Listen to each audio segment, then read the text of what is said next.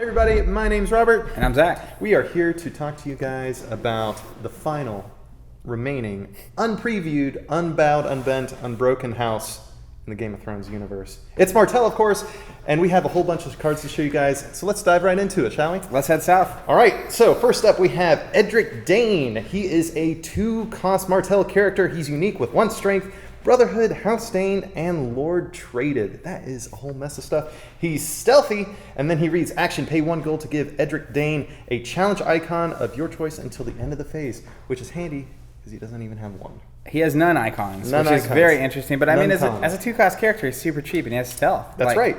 So this is the kind of guy that he can just kind of pop in there. Hey guys, you thought I was just a little kid, and now I'm showing up like I got a sword, and you didn't even see it coming. He's just gonna cut you down, and he's gonna do that every time. Yeah, every time. How annoying is that? It's funny that he's stealth too because he's so little. Yeah, right? he's like tiny, he sneaks in. He's It's like, guy. gotcha. It's unassuming. He's got a bowl cut. I mean, what do you expect from people with bowl cuts? Yeah. Well, Not it's much. I can picture him like sneaking in, right, No and like offense. doing something intriguing and power. But like it's hilarious to picture him doing military. That's right. It's like I'm gonna sneak in and just snipe Rob. That's got it. it. It's and these traits are potent. Spoiler alert. House Dane in particular, but Brotherhood has yet to be seen. Brotherhood. What that's necessarily going to do for us. Brotherhood. But House Dane, anytime you see that, take note. And Lord. Yeah, and Lord. He's a Lord. He's a little prince. Those could be 3 really. Although Brotherhood could also be negative. True. It's like a steal a Brotherhood character. On or whatever. occasion. So we'll see where it goes. Edric Dane, surprisingly good for a little kid. That's right. Yep, he's growing up. All right, next up we have Arianne Martell. Looking fancy. She is good at doing that. Yep. 5 cost, 4 strength, intrigue, and power. She's a lady of House Martell. Worth noting, neither of these cards have been loyal. Oh, Including her. Action. Put a character with printed cost 5 or lower into play from your hand. Seems okay. Then return Arianne Martell to your hand. Cannot be saved. Limit once per phase. Does that mean she's not a hollerback girl? Correct. Okay. She ain't no Just hollerback needed girl. to establish that. I from the mean, onset. this is fascinating to me. Like, I love this. It's you do your intrigue challenge, 4 strength, whatever, resolves. Exactly. Then you bounce, and then you put someone in, like Edric, or someone better than Edric. She gets her business done, and it's like, you take a turn, moves on out. Yeah, It's great. And she can protect herself from military challenges or. That's right. But I mean that's going to be one of these things that we're just going to kind of have to wait and see, I suppose. She doesn't do too much that's in and of itself impressing, but it's what she works in concert with that'll really make it. Just be able to surprise a character in. And I mean, again, she's not loyal, so she could be in any house, and it doesn't say Martell character. It's just a 5 cost or less. So. Right. We'll see what happens. I like it. It's a powerful ability. All right, next up we have Doran Martell. Papa Martell here. He's a 6-cost character with an intrigue and power icon, 4 strength. He's unique, of course, and loyal. Lord Traded, yes. He has insight, one of my favorites in 2.0. And then reading each other Martell, Lord, and Lady character you control gets +1 strength for each plot card in your used pile. Playing that long game. That's so thematic. It is crazy. Doran playing the long game, and then not only that, like, imagine 4 plots in, all your lords and ladies are +3. Yes. What? +3, yeah, -1 from the current. But that's insane. He's never going to get stronger himself, but all these other characters that, I mean, lords and ladies are probably the most common type of trait in the game. On every character so far. Yeah, thus far. It's pretty much everybody. But he's no whelp himself. He's reasonably well strength. And I just like this. It's going to play swimmingly well with a whole bunch of the other cards that we have coming up. And I just can't say enough good things about this guy. I really like the art too. This is like the Doran. That is the Doran you picture. That I picture. It's like, yeah. He's and feeble, look at his hands. He is brilliant. Yeah, and it is 6 cost, which is a little higher on the curve, right? It's not the highest. The thing about him that's going to, I think, be his biggest drawback is that early on he's not doing anything. Exactly. So you can't really pay 6 for a guy that does nothing for you on turn 1. But late game, I'm picturing turn 4 or 5, and you just play him, and it's like, I don't know how to win now. Or that last turn of before you recycle your plots back around, assuming that's I haven't looked at the rules yet. Excuse me. But they did get posted. Yeah, they have been posted at this point. But when they cycle back around with all your plots, there's +6 strength to all your lords and ladies there. That is a phenomenal amount. That's an insane turn of buffing that's going on. Yeah, and it's a shame there aren't any characters that really need a bunch of strength on the board. Wait a second. Wait for it. Next up, we have the man, the myth, the legend himself, the Red Viper. The Hyper Viper. I love that they decided to name him Red Viper instead of Oberyn Martell because People that don't read the books are like, who's Oberyn? Yeah. Every time. Where's Crazy. this guy? All right, 7 cost. He's a Tricon. 7 strength. He is loyal. He's a lord. He's got a reaction.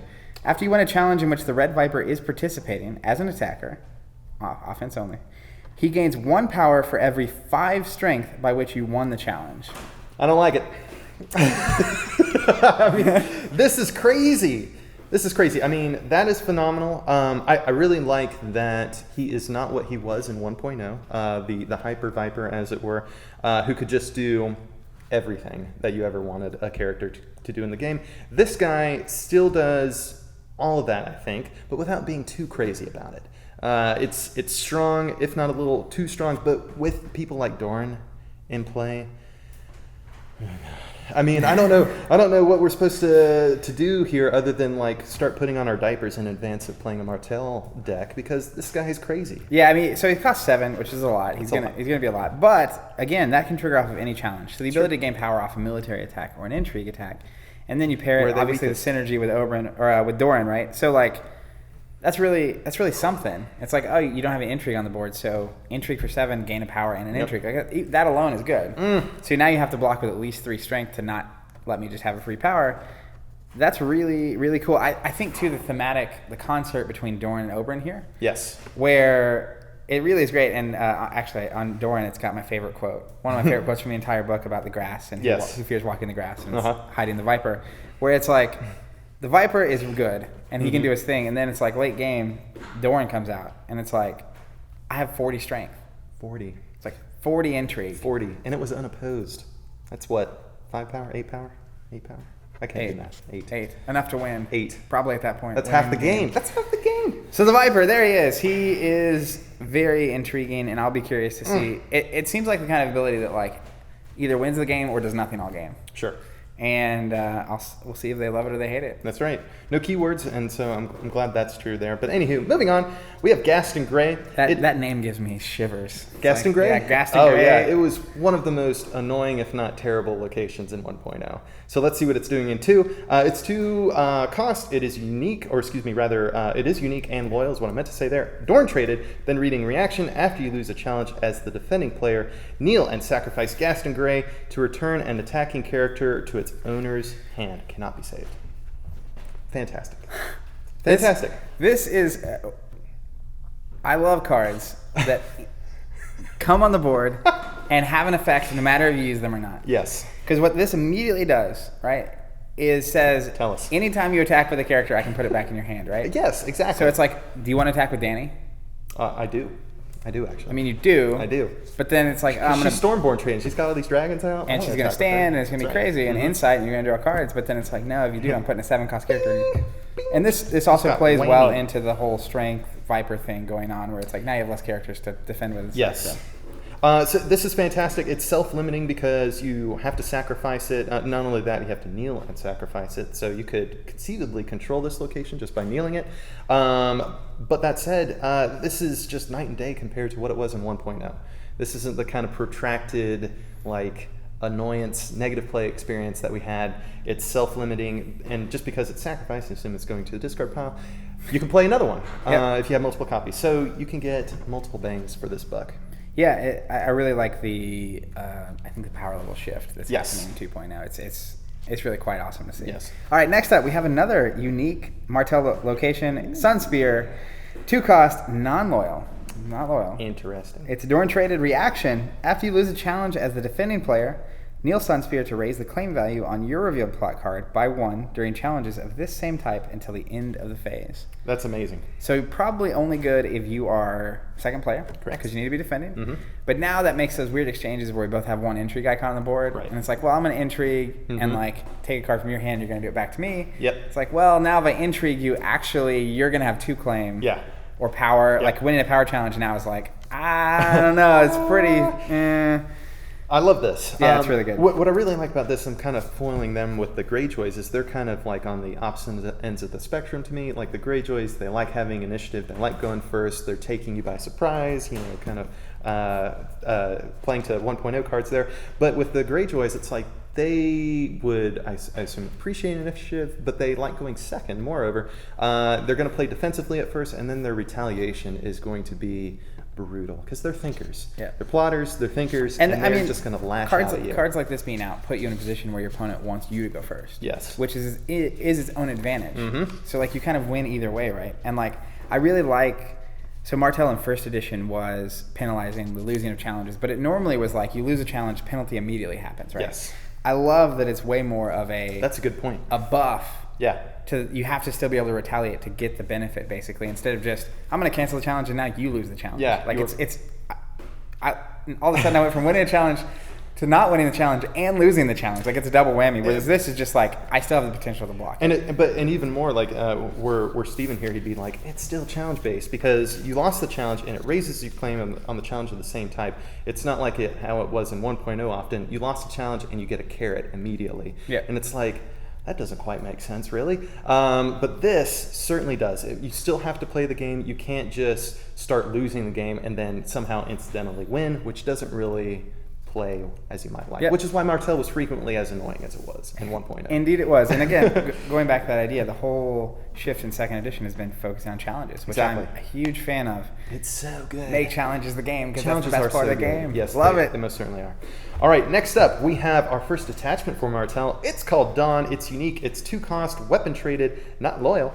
And then reading, attached character gets +1 strength for each plot in your used pile, so replicating Doran Martell's effect. And then also reading, while attached character has the House Dane trait, it gains Intimidate.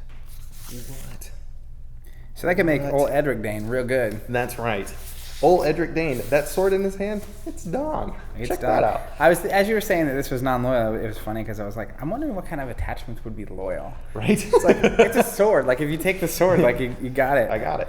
I'm sure there are going to be some that we'll see what happens. But that is super powerful. Anything that is ever going to do anything that is anywhere near as awesome as what Doran Martell is doing is significant, especially so because you could plop this on the Viper and still have Doran stack his own ability on top of it. So +2 strength for each plot in your used pile. Yeah. Unbelievable. Everyone. Yeah, it's really... So just seeing the theme here building for Martell, right, is like everything is kind of looking at the long game. Like Dawn gets better in the long game. So like I'm wondering how exactly Martell players are going to slow down the intro of the game. Yeah, right? That's true. Like where it's like, and they have some things right with Gaston Grey and Sunspear, but like they really do need to be able to, the first 3 or 4 turns, nothing really happens. It's like they want the real stuff to be happening on turn 4, 5, and 6. And if they can do that, they have a shot. That's real. Now they have a better than average shot, I would say. They can also align with like a house that's better early on. Sure. Has some early tempo. Maybe Greyjoy. So that'd be weird. I don't know. I think there's some cool things to be considering here in light of just the overarching like strengths of these houses. I agree. It's going to be cool to watch. Yeah, it's how you splash them together. All right. Next up, we have Unbowed, Unbent, and Unbroken. The namesake event. Woo! Namesake 0 cost event. It is not loyal. It's not loyal. Which is crazy. Play only if you are not the first player. This is what we're talking about. This is what we're talking about here. Theme. Reaction. After you lose a challenge as the defending player, name a challenge type. All right. Until the end of the phase, the winner of the challenge cannot initiate challenges of that type. So the first time I read this, I was confused. Right. It's like you win an intrigue and then you can't do intrigue. I don't get it. You've already done your intrigue. But no, if you lose a challenge, you name a challenge type. It could be intrigue, but why would you? You would name whatever else you want. So that's really something. It is amazing. So it's like, oh man, I lost this. I don't want that other thing. This is like a very much controlled version of what was it, like the Viper's Rage or something like that in 1.0 where it just kind of locks out all the other challenges. It's like you lose a challenge, you can like strip all their icons. Or something like that. It's like nobody wants that. That's way too potent. This is quite reasonable. It's 0 cost. And I like this a lot. It's very controlled, and I love it. And I mean, if 2.0 if second edition ends up being anything like first edition, then a lot of times the optimal play will be intrigue first. So this card's got to sit in your hand, not get plucked, which is a thing. But if it doesn't, then it's like the challenge you really want to win on your 3 claim turn is the power, the military, and like all of a sudden, sorry, oops. And this is how you slow the game down. It is exactly how you slow the game in. slow the game down, and they're going to need that based off of what we've seen.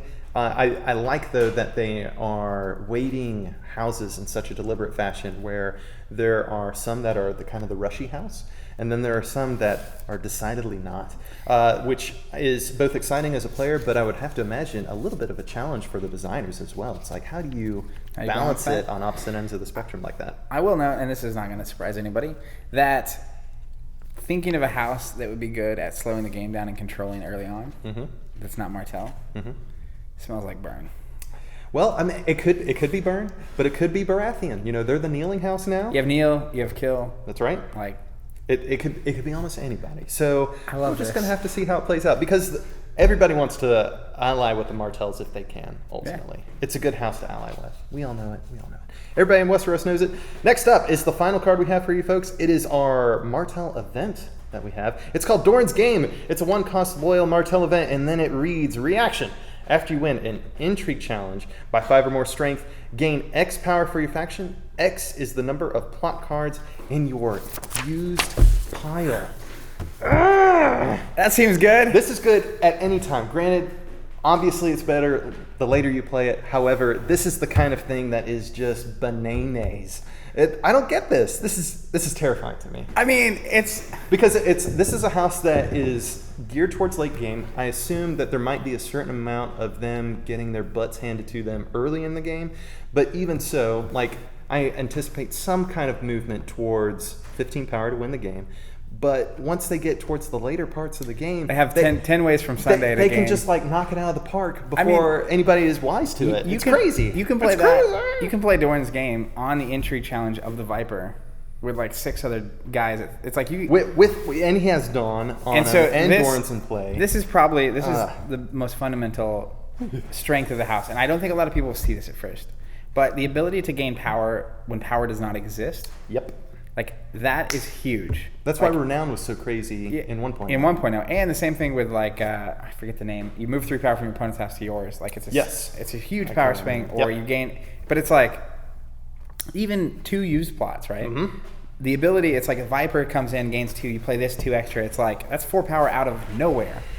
The creation of power is a huge deal. Becoming more concerned by the minute here. I'm not concerned. You just have to win challenges. That's the great thing. I'm just concerned about playing against Martell. It's not about the game. It's just like, Martell, this is all reasonable because none of this is geared towards the middle or later parts of the game. Or, excuse me, earlier middle parts of the game. But the later parts of the game, it's just like, man, they just won on a sudden. Yeah, I mean, you do not want to find yourself past plot 4 against Martell. That's right. But, you know what, thematically, that's genius. It is. That's so genius. It's so super clever. I'm really happy for the designers to have done all this. All the art looks fantastic as well. Yep. So this is the last faction we have for you guys. The release of this game is only weeks away. Well, we'll be at Gen Con. I don't know if that's a public release. Yeah, we'll see. But we'll be at Gen Con. We'll be covering it. We'll be unboxing it. We'll be playing it. It'll be crazy. That's right. And I can't wait. If you want a copy, you can pre-order it off our store. Absolutely. Thanks for tuning in, and hope you guys enjoy 2.0.